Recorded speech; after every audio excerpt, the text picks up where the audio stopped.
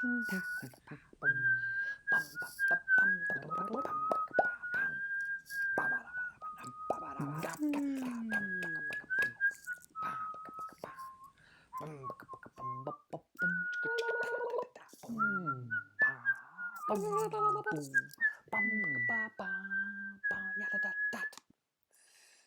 that's probably enough of that.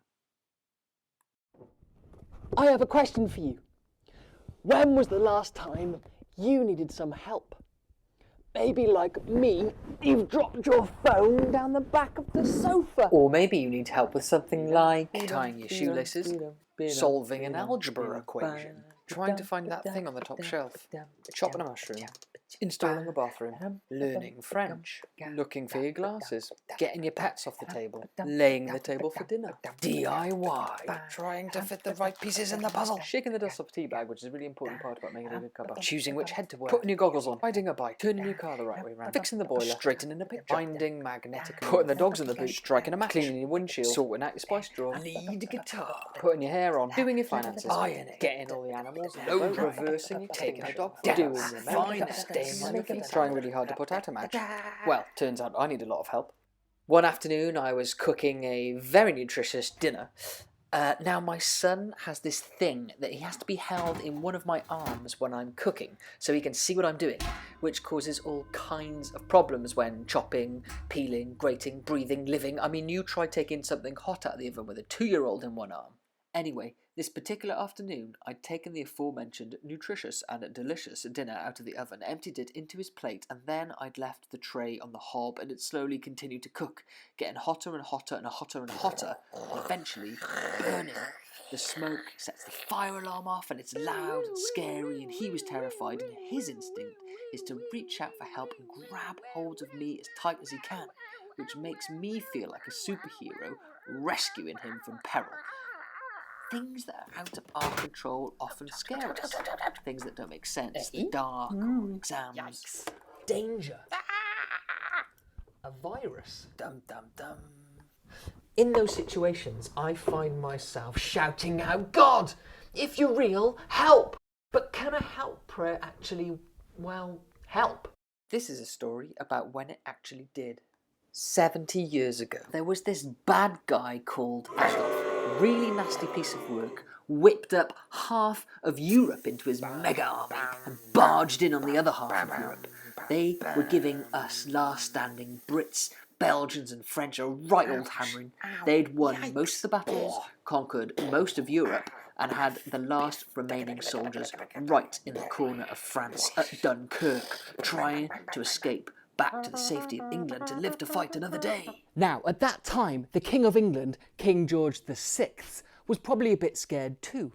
And so what he did was call the entire nation together to do one big help prayer to God to see if he could help. And so on the 26th of May, millions of people queued outside churches to get in to pray this prayer. God, if you're real, help us! And this is what happened next. Marvel number 1. For reasons still unclear, Adolf's army stopped. I mean, they just stopped. 10 miles away from the beach, behind the sand dunes, they stopped. Marvel number 2. A storm of unprecedented fury breaks out overhead of the Allies, stopping the enemy aircraft from taking off and attacking the Allies. And so the Allies are able to walk up the beach to Dunkirk under the safety of the storm. Despite the storm, a mind-blowing, uncharacteristic calm descends over the bit of sea between England and France. Marvel number 4, the little ships. Any old Joe who had a boat, anyone, anything, a fishing boat, a sailing yacht, a dinghy, a rubber ring, a rubber duck, as long as it floated and could fit more than 2 people in, sailed over the sea to the beach at Dunkirk where the soldiers were stranded. The soldiers on the beach piled into the little boats and sailed home over the calm waters. 386,000 of them. Improbable, impossible, unimaginable, but it happened. They were saved. Do you feel like you're on the beaches? Do you need some help? I know a guy who can help. His name is Jesus, the God-man.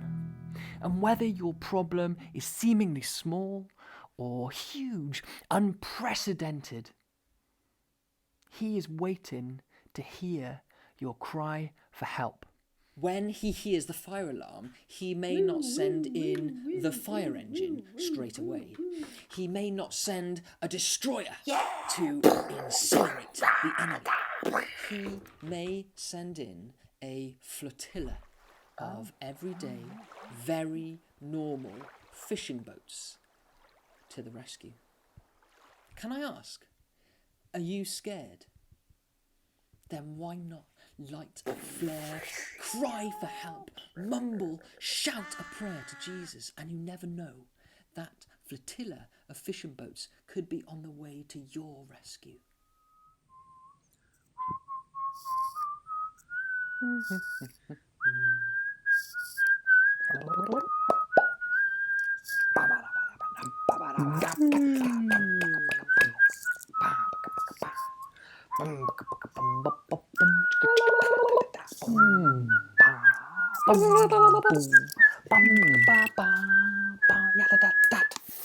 I think that's probably enough of that.